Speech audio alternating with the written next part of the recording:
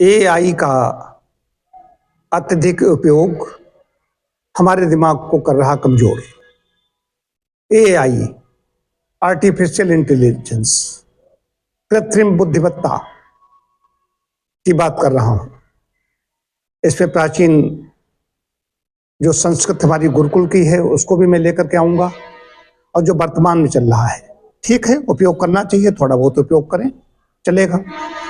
तो बहुत ज्यादा भरोसा है, बहुत भरोसेमंद साबित हो रही है एआई।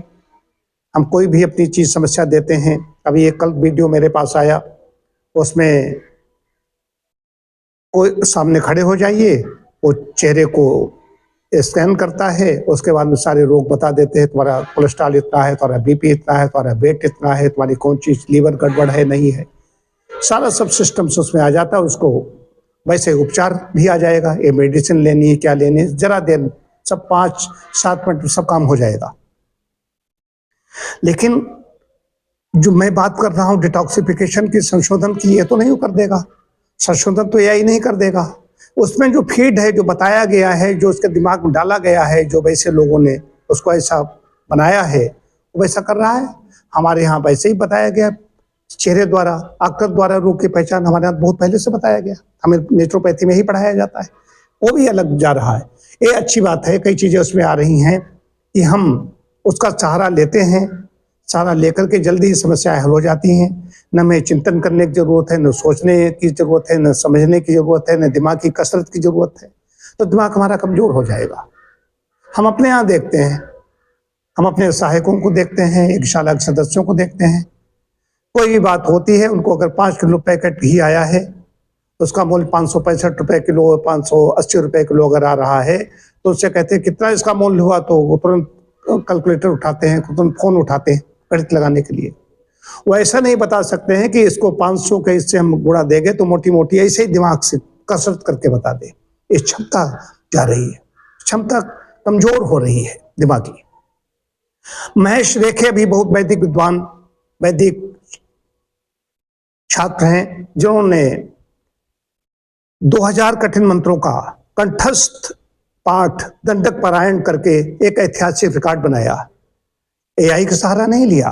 और मैं बताना चाहता हूं, चोटीपुरा गुरुकुल जहां मेरे 2 व्याख्यान हुए, वहां की 7 लड़कियों ने नेट प्लस जीआरएफ, और कुछ लोगों ने जीआरएफ, ये निकला 7 लड़कियां हैं वहां की। वो नेट के स्मार्टफोन उनके पास नहीं है। अभी कुछ ऐसे लड़के वीडियो आए हैं जिन्होंने इसमें नीट में, आईआईटी में, इनमें सब में निकाला है, ट्रिपल जेई में निकाला है। उन्होंने, उनके पास फोन देखा गया, बताइए, तो उनका स्मार्टफोन मेरे पास नहीं है, उनके पास सिर्फ सिंपल फोन, बटन वाला फोन है।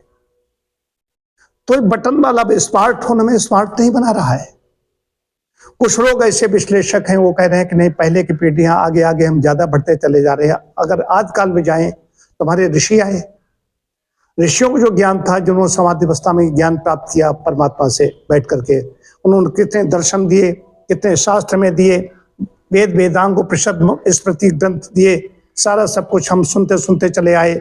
सुनने की क्षमता धीरे धीरे, समझने की क्षमता खत्म होने लगी।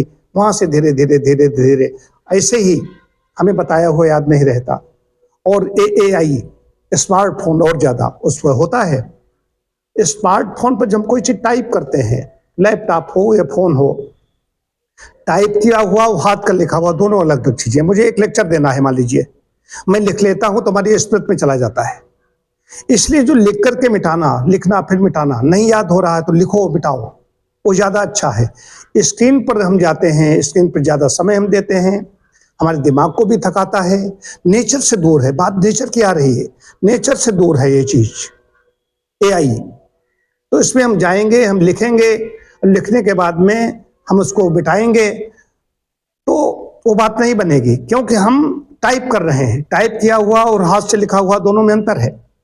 हाथ हुआ जो लिखते हैं, जो मैंने लिखा, मैंने कैसे कलम चलाई, मेरे कैसे लिखावट है, नेत्र द्वारा स्मृति वो चीज चली जाती है।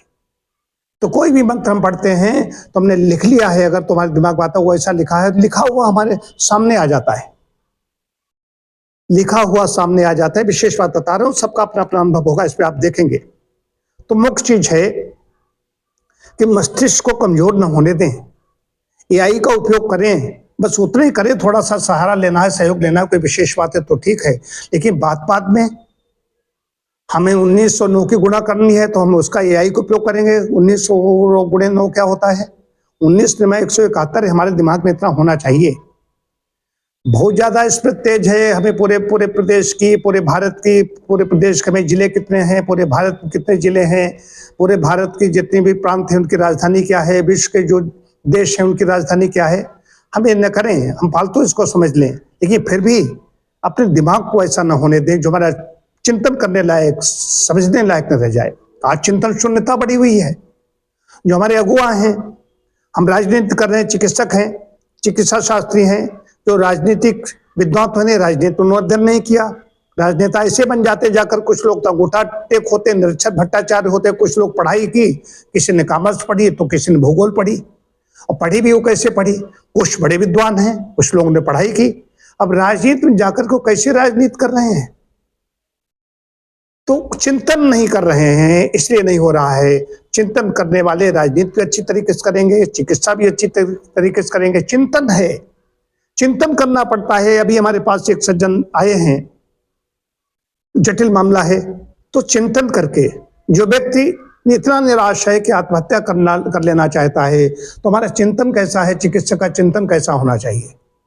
और उसे एआई के सामने बैठा दो, एआई नहीं उसको समझ पाएगी। जो भावना को हम समझ रहे हैं, एआई भावना को कैसे समझेगी? तो एआई का अत्यधिक उपयोग न करें, मेरा कहना है। ऐसा नहीं करें, अत्यधिक न करें। और छोटे बच्चे जो किशोर वय में वो पकड़ लेते हैं, उनका दिमाग इतना ज्यादा वैसा हो गया है, उनका दिमाग धीरे धीरे यहाँ नहीं, इस फोन में होगा दिमाग। कोई चीज रखी होगी तो इसमें ही देखेगा जाकर के, दिमाग इतना कमजोर न कहीं हो जाए, मैं तो सोचता हूं। तो ये खतरे हैं एआई के, ये खतरे हैं, इनको समझना होगा। तो इस पे स्क्रीन पर बहुत ज्यादा देर तक जो बच्चे रहते हैं उनको नहीं रहना चाहिए। हम सब लोग ऐसे अवस्थ हो गए, हालांकि हम कुछ लोग मनोरंजन की चीजें देखते हैं अपने अपने ढंग से, हम भी देखते हैं तो हम चिकित्सा की कोई चीज देखते हैं, कोई चीज देखते हैं तो कोई दर्शन है, कोई अध्यात्म है, इसको हम ढूंढते हैं, देखते हैं। कुछ लोग अपने गाने देख रहे हैं, कुछ लोग अपना रील देख रहे हैं, भांत भांत के लोग हैं, तो अलग चीज है। तो अपने दिमाग को सशक्त बनाएं। सशक्त बनाने के लिए मस्तिष्क को जब हम चुनौती देंगे तो बात बनेगी। पढ़ाई करना पड़ेगा, निर्णय लेना पड़ेगा, और एआई का सीमित उपयोग करेंगे। ये स्वयं एआई से मैंने इस पर पूछा कि हमने कहा कि अगर ज्यादा हम इसका उपयोग करेंगे तो निश्चित दूसरे का दिमाग कमजोर होगा। एआई स्वयं बता रहा है। तो अपनी क्षमताओं को समझें, अपने दिमाग को विकसित करें, और ज्यादा स्मार्ट बनने जो चक्कर में स्मार्टफोन लेकर कोई स्मार्ट नहीं बनता है, भी बता दूं। फोन स्मार्ट वो लड़के लड़कियां हैं जिन्होंने अच्छी परीक्षाएं 100% लेकर के आए हैं इस वाले फोन से। मेरे परिवार का सदस्य, उसके पास सिर्फ यही फोन था, और राष्ट्रीय राजधानी की 150 कॉलेज में उसने सेकंड प्राइज लिया। उससे कहा भी गया कि तुम्हें दूसरा फोन दिया जाए, तो उसने कहा नहीं, हमारा यही फोन हमारे लिए पर्याप्त है। ये है, जो मेधाएं हैं वो इन सब चीजों का उपयोग नहीं करती हैं, वो अपनी धुन में लगे रहते हैं, सफलता अर्जित करते हैं, और सफलता अर्जित करके संसार को कुछ देते हैं। इसलिए दिमाग को सशक्त बनाइए। एक विशेष बात बताता चलूं कि व्यायाम और ध्यान को न भूलें। दिमागी कसरतें खाली हम बैठे रहेंगे, सिर्फ सोचते रहेंगे, चिंतन करते रहेंगे, इसलिए दिमाग सशक्त हो जाएगा, इस भूल में मत रहिए। हमें बाहर निकलना होगा। प्राणवायु नासा शीर्षोद्वारम, प्राणवायु जितनी ज्यादा हमारे अंदर पहुंचे, एक तो ये चीज है, इससे चैतन्यता बनी रहेगी। और दूसरी चीज है व्यायाम में, जो भी हमारी शारीरिक व्यायाम होना चाहिए, कि अच्छा शरीर जितने ज्यादा होगा, जितने स्वस्थ शरीर हमारा होगा, उतना अच्छा हमारा मस्तिष्क होगा, हमारी स्मृति अच्छी होगी, हमारी सोचने समझने की क्षमता बढ़ेगी। और ध्यान, प्राणायाम ध्यान जो करेंगे वो यज्ञ करके करें। ये मैं अनुभूत बता रहा हूं।